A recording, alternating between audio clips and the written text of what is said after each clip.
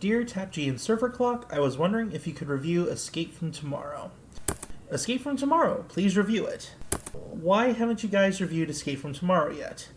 When will you guys do a video on Escape from Tomorrow? It goes on like this. There's got to be at least 20 more like this. TapG, you're head desking harder than usual. I keep convincing myself it doesn't really exist, and then suddenly someone mentions it, and I start the process all over again. I can't really blame people for them wanting to know our opinion on it. We do review Disney World, and we do our theme park reviews. Plus, we already did a review on Blackfish, though it's not like we don't cover controversial movies. Fine. Let's do it like that. Just list off all the things wrong with it. No, I'm not doing a review like that again. And besides, I don't really feel like watching it. Nor do I. Got it. What if, now bear with me on this one, we do a list, but instead of an actual review, we just tell people why we don't want to review it. That should be fair. How many reasons can we think up, though, why we don't want to do a review on this movie? Well, I just so happen to have a list right here. 6 total. You keep this in your pocket? Oh, I bump into the occasional fan at the park, and I'll get asked about it, and after I suffered about 16 or 17 manic episodes, my therapist suggested I just hand out a list like business cards. Ah, neat. Kind of like what Tom Wilson does for Back to the Future fans. Not really, unless Tom Wilson also heaved a turkey leg cart into rivers of America. He did what? Let me start us off. Number 6. It won praise for all the wrong reasons.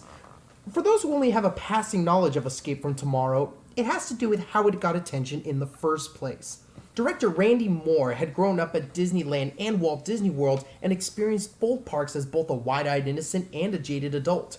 Once he saw through the veil of magic and family-friendly fun, he decided to make a film that would expose the corruption of the most magical and happiest places on Earth. Not a documentary, no. That would have been, what smart fact-checking people would do. Instead, he made a surrealist, postmodern film full of arcane symbolism, uncomfortable sexual predator vibes, and utter demonization of the Walt Disney Company. Of course, the Walt Disney Company isn't completely without scandal or controversy, but Randy Moore sought to expose it all with a fictional independent film. Knowing Disney's famous litigious practices on copyright, he knew he wasn't going to be able to get their permission to shoot his anti-Disney film within the park. So he decided to go rogue and film it guerrilla style. Just by using a nondescript camera or even their smartphones, they were able to shoot all they needed without rousing the attention of Disney security. When Moore brought it to the Sundance Film Festival, all the attendees were so blown away by his bold audacity to film inside the Disney parks that they decided it was worth investing in. Before long, the film was discussed in hushed tones at all the various festivals and screenings. The forbidden movie, the anti-Disney movie that Disney was of course going to sue into oblivion. On the night of the premiere, film critic Drew McWeeny began his critique with, "This film should not exist," a quote that dominated most every promotional material. You're not helping, Drew! And that's what the film became known for, that it merely existed.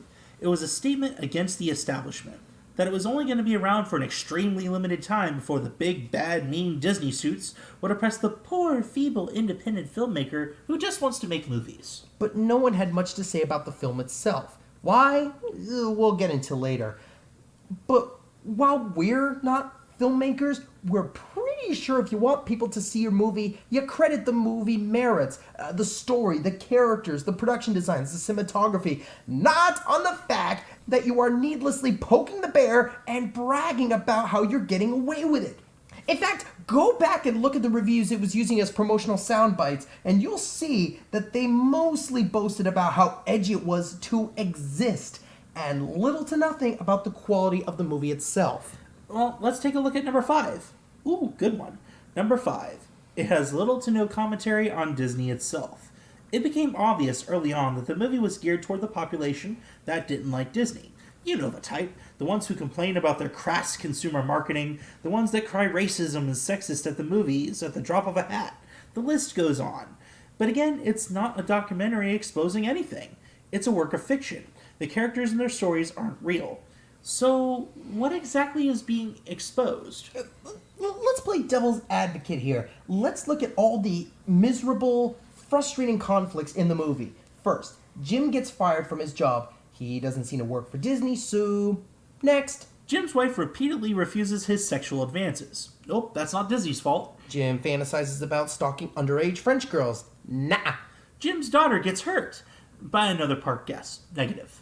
Jim gets seduced into having an affair. Oh, yeah, that's on Jim. Jim gets drunk at Epcot and can't hold his liquor. Good job there, man. Their daughter whines about wanting a toy and gets slapped. That's just bad parenting. Siemens Corporation abducts Jim. Yeah, that's not technically Disney. Jim hallucinates on multiple rides. The reasons are never really explained. Jim's daughter gets kidnapped by a woman who used to be a Disney princess, but got fired because she hugged a girl to death. Yeah, sounds like Disney made the right call on that one. Jim gets the cat flu. From one of the French girls.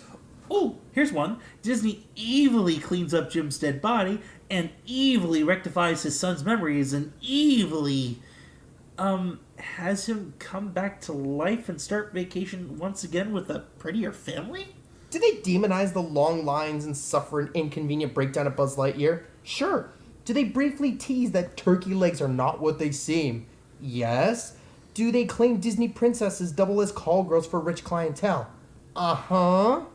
But not only are these claims not true or at best exaggerated, none of them have anything to do with the story or Disney. The other stuff that's mostly Jim's fault, absolutely zero of them are caused by Disney. So what the flying smoo is it trying to say? What are we supposed to get mad at Disney for?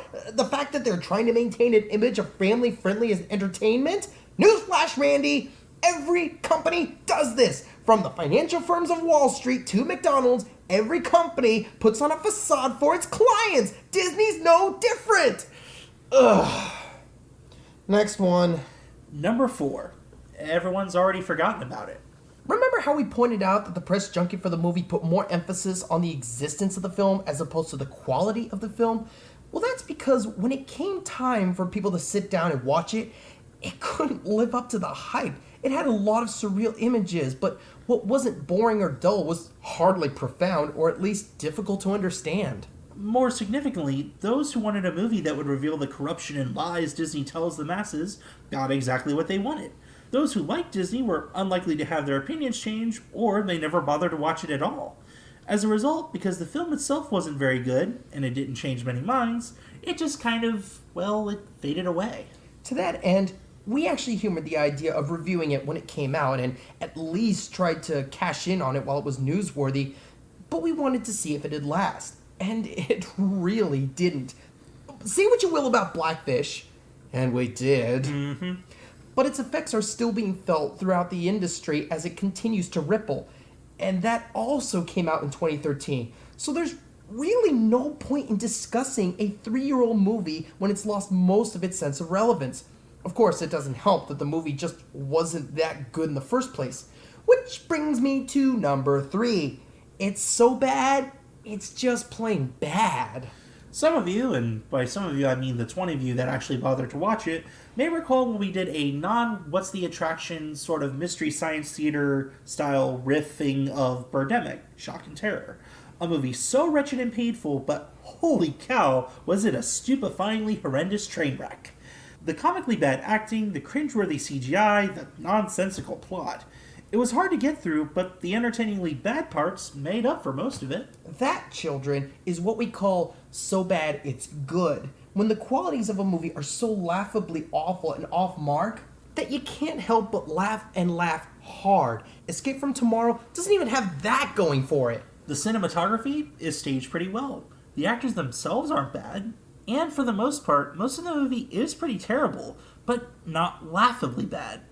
It's a shame, really. There's only so much passionate ire we can dispense at the movie, given the fact it's mostly boring and the acting's good, even when the writing completely fails. The main problem, I think, is that the film is more joyless than a DC superhero movie. Oh yeah, I went there. We aren't given any moments of absurdity to laugh. Instead, we slog through each scene, devoid of humor or any sense of lightheartedness. By the time it's over, we're left emotionally drained. And don't forget the characters. They're written terribly. Jim is a pervert and almost completely unlikable and unrelatable. His wife is a nag, and his kids don't offer anything from a narrative perspective. On the whole, the movie is just plain unpleasant. Even if we do write out a script to lampoon all the absurd choices and decisions, it's still just about as much fun to get through as the actual wait time for Soren. Maybe if Randy Moore focused on the movie as a satire, sure, but not something so depressingly bland, uncomfortable, and wretched. Number 2. There are other critics who have done better reviews than we could. In this day and age, internet reviewers are a dime a dozen, and only the truly outstanding personalities succeed. There's lots of great reviewers on sites like Channel Awesome and our partners on Those Dudes with a Hat, and while we're happy to do our real views, especially on ones hard to find like Song of the South, Escape from Tomorrow is one of those films where it's hard to do it justice without showing film clips. Our editing skills are good, but why bother with us doing a badly edited review when there's already so many good ones on YouTube? There's too many to count, or even watch for that matter, so we'll refer you to 2 in particular. First is Animat from Electric Dragon 505. His initial reaction to the movie closely mirrored our own. He dissects the film on a cinematically analytical level, and even though he doesn't fully articulate the plot and the sequence of events, he does go pretty in depth. Click the link in the description to go ahead and take a look. Another reviewer we enjoy watching is Tony Goldmark, aka Some Jerk with a Camera. His 3-part review of the movie covers most every plot point in detail, refuting the myriad of fallacies Moore perpetuates, as in, no, they're not emu legs, and calling the princesses call girls for wealthy Asian businessmen give those ladies a bad name they really don't need, and you know what? It's a waste of breath to even try to summarize Jerk's review, especially since in part 3 he goes on an extensive monologue beautifully articulating all that is wrong with the movie. It's worth your time just for that final part alone, especially since it completes a character arc for him that's been in place since his ABC retrospective reviews. In fact, why are you still listening to this? Go watch it right now! Hold on. I think they're waiting for what number 1 is. Yeah. Well, then, let's not disappoint. Unlike Randy Moore, Hey-o! Our number 1 reason we won't review Escape from Tomorrow is we don't like talking about the subject matter. friends, let's take a moment to be real.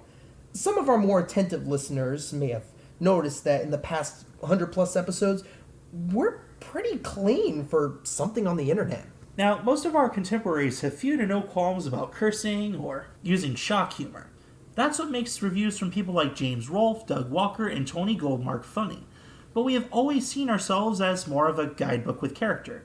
As such, we invite listeners of all ages to be able to listen to and enjoy our show.